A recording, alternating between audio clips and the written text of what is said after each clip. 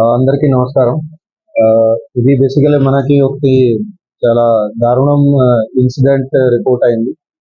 So దాంట్లో చీవేముల police స్టేషన్‌లో ఒకటి క్రైమ్ రిజిస్టర్ అయింది. 178/24. ఇందులో బేసికల్లీ సెక్షన్స్ 498A, 304 పార్ట్ 2, 314 ఇవి ఐపీసీ కింద. అట్లాగే medical termination of pregnancy MTP act అంటారు. దాంట్లో section 5 sub clause 2 and sub clause 3 అవి. అట్లాగే pre conception pre natal diagnostics act అని పీసీపీఎన్డిటి యాక్ట్ అంటారు. దాంట్లో సెక్షన్ 23 సబ్ క్లాస్ 1 అండ్ 3 ఇవన్నీ చట్టాల కింద అది కేసు నమోదైంది. సో బేసికల్గా అది ఇందులో డీటెయిల్స్ ఏమున్నాయి అంటే ఇది ఇందులో ఎవరైతే కంప్లైనెంట్ ఉన్నారో ఆయన పాపకి ఇంతకుముందు ఈ కేసులో అక్యూజ్ ఎవరైతే ఏమనున్నాడు హరి సింగ్ అని ఆయనతోటి పెళ్లి చేశారు 2019లోని.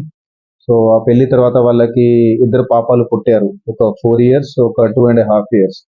తర్వాత అమ్మాయి థర్డ్ టైం ప్రెగ్నెంట్ అయింది. సో అప్పుడు రిలేటివ్స్ ద్వారా బాగా ప్రెషర్ పెట్టడం జరిగింది, అట్లానే హస్బెండ్ ద్వారా కూడా చాలా ప్రెషర్ పెట్టడం జరిగింది.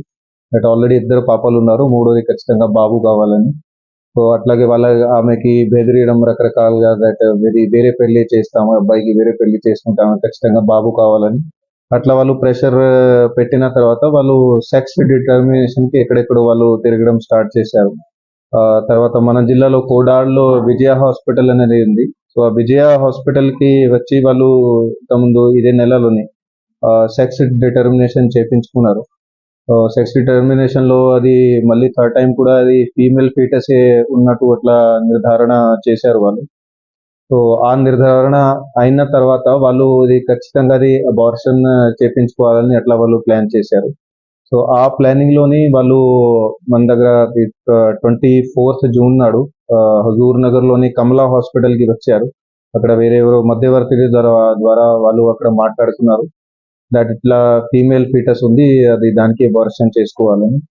సో కమలా హాస్పిటల్ కి వచ్చిన తర్వాత అక్కడ డాక్టర్ ని కూడా అక్కడ పిలవలేదు. సో అక్కడ ఎవరైతే మేనేజర్ ఉన్నాడో మేనేజర్ పక్క హాస్పిటల్లో పని చేసే